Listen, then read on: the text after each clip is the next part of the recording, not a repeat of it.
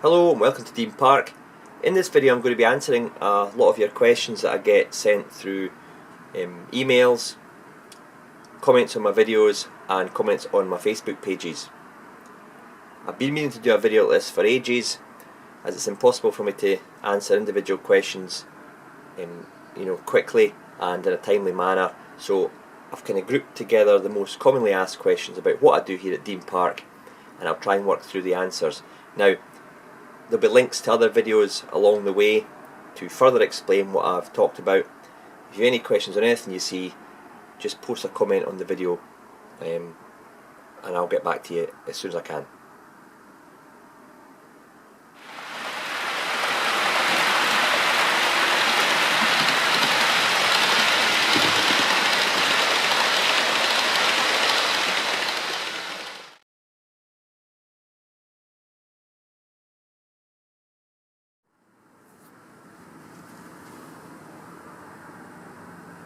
A recent question I've been asked is, how did I do my ground cover on the layout?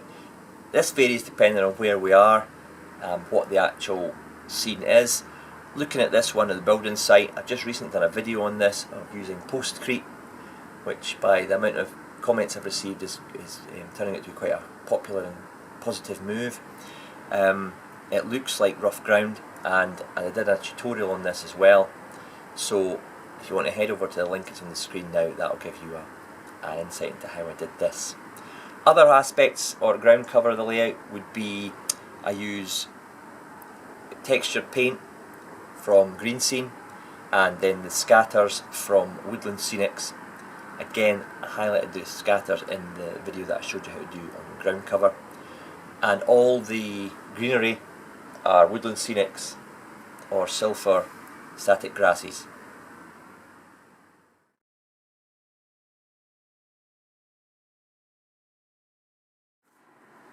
Moving on from the ground cover question, I'm often asked about static grassing. This area here next to the substation is one of the more recent areas of static grassing I've done. Obviously I've added some underbrush bushes and fine leaf foliage in there as well to make it a scene, but you can see the height of the grass and the varying tones in the grasses. When you're choosing your tones, you've got to decide what time of the year you're modelling. This is late summer, turning into autumn, maybe September. Some of the grass is starting to die back a little bit, while some is still green and lush, depending again on the weather and the climate that you are modelling. I did a video on static grassing, or certainly showed parts of the video that covered how I did it and the equipment I used, so there's a link at the top of the screen. I use the Nosh Grassmaster for putting the grass down. Again, there are more than one product available for doing this, and I use the Silpher brand of static grasses, and I always mix them. I don't just use say a summer green or an autumn colour. I'll mix them up to give a variation, because grass is of varying shades. The lengths I use, by the way, are 4 and 6 millimetre. That's the most common ones I use. If it's more of a kept area, I'll bring in the 2mm, and if it's really wild, like I've done in the background between the tracks and the caravan park, I've used some 10mm from WWS, which is excellent products as well.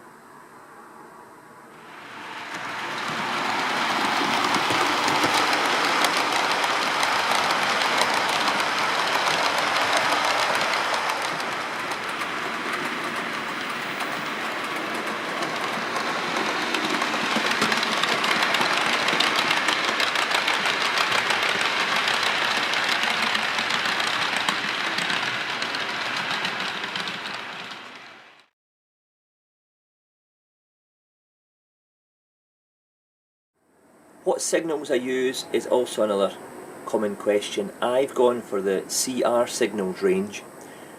There are obviously other ones. There's Absolute Aspects and there's Train Tech. The reason I went for the CR ones was because I think they give a blend of value for money and realism. The Absolute Aspect ones are excellent, but they are a lot of money. Okay, they'd be more affordable for a smaller layout, but a layout like mine with 5 main running lines, all to be signalled, plus a busy station area, it would have cost me a fortune to use the Absolute Aspect stuff, and I felt the CR Signal stuff actually looked just as good for less money. And it can link up to the Heathcote sensor boards, which I've used, so it's basically all automated. So CR Signals for me at Dean Park, that's the only ones I've used.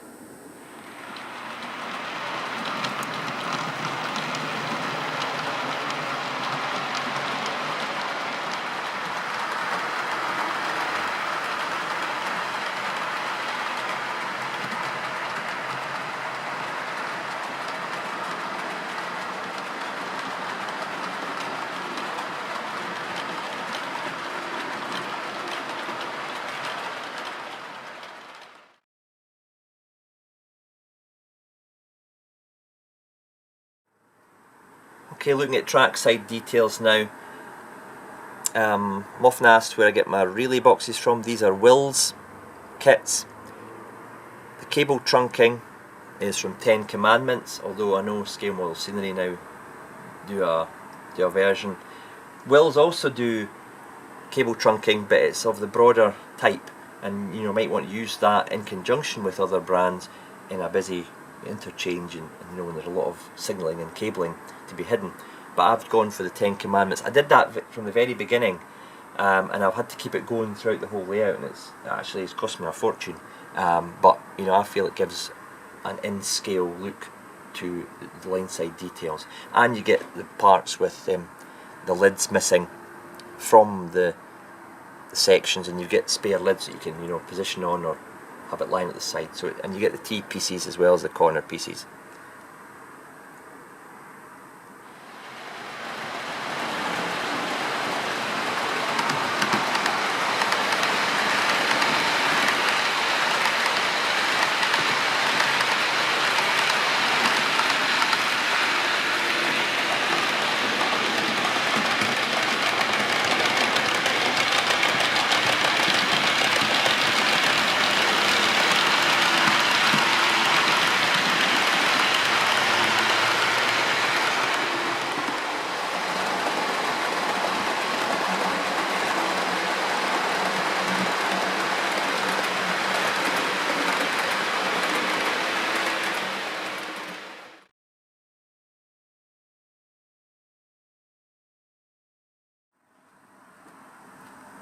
The trees I use on my layout come from basically two sources. The first one is the Model Tree Shop. Now if you see the tree in the very distance there, that one there, and that one there, they're from the Model Tree Shop. And they're excellent products. They're not cheap, but if you want a specific tree and not just a general tree, they provide what you want. I wanted a Scots pine in the distance at the background of my caravan park to kind of give it some form of location, obviously being up here in Scotland, and I've used a birch tree as well, again common in this part of the world. The rest of the trees I've used in the layout, such as these ones there and that one, they're just from Seafoam. I've made them myself from a Gagemaster Seafoam pack, and from that you'll get a good maybe a dozen trees of decent varieties, and then I've just used Gagemaster scenic cover like leaves and foliage to give them their greenery. I did a video on this some time ago. I'll put the link at the top of the screen on how I made the Seafoam trees. It's a good value way of filling an area. If I was to use all Model Tree Shop stuff, I would have spent well over £100 on trees just for the caravan park area. But obviously with the Seafoam ones, I've kept that down to under £50 for 2, 3, 4, about a dozen trees. Try and make Seafoam trees yourself. It really is simple, and actually it's quite satisfying to come up with a realistic looking tree for a few pounds.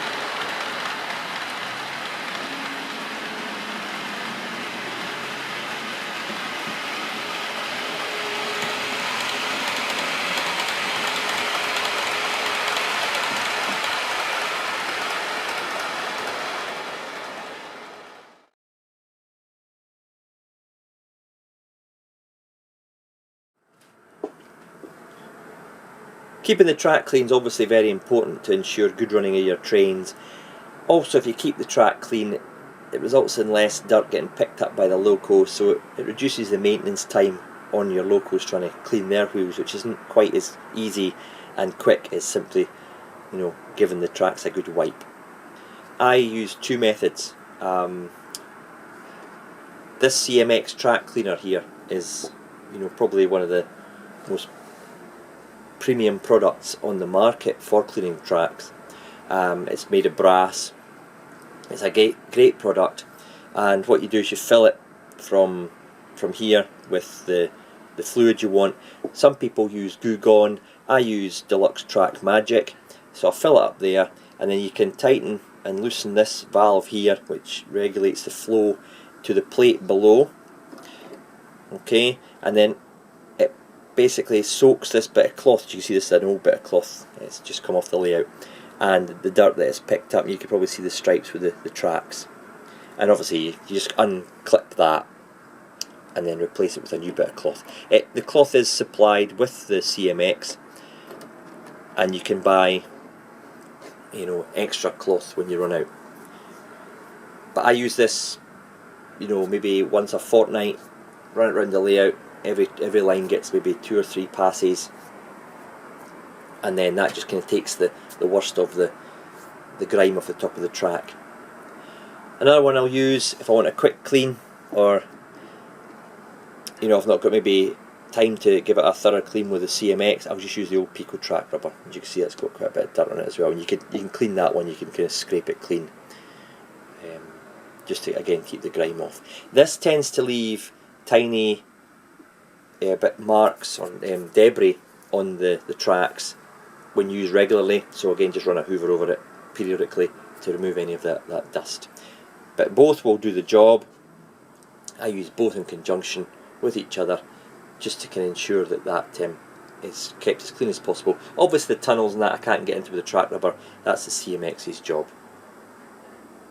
CMX is not cheap. It's over £100. I got it when it was under, but the prices have skyrocketed on this product, probably due to the poor exchange rate at the moment for imports from the US, because this is a US based product.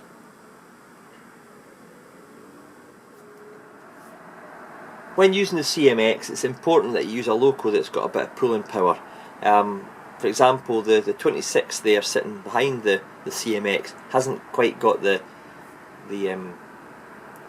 grunt and the torque behind it to pull this CMX. CMX is made from brass. It's quite heavy.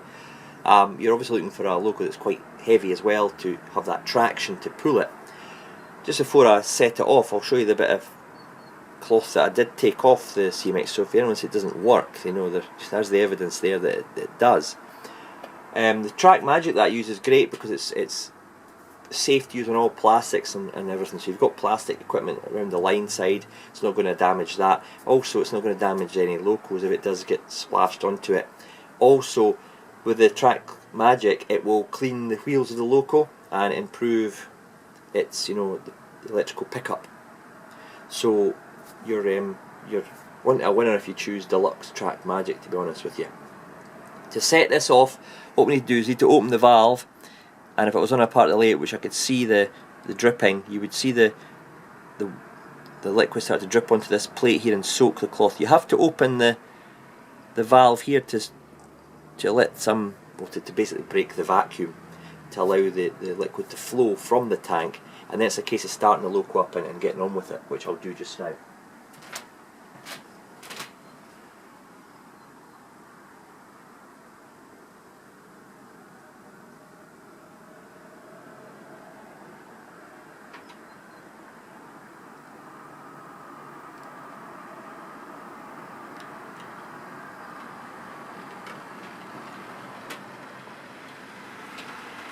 One final top tip with regard to the CMX: if you've got, say, the AWS ramps on your track, what I tend to do is I put a little bit of Tamiya masking tape over them. It just stops the moist cloth, if you like, rubbing onto the paint of that, which could potentially in future obviously start rubbing the paint off. And as it goes through, you can tell if it's working because that will start to obviously become wet. But after you finish, just peel that off, and the the painted AWS underneath is perfectly fine.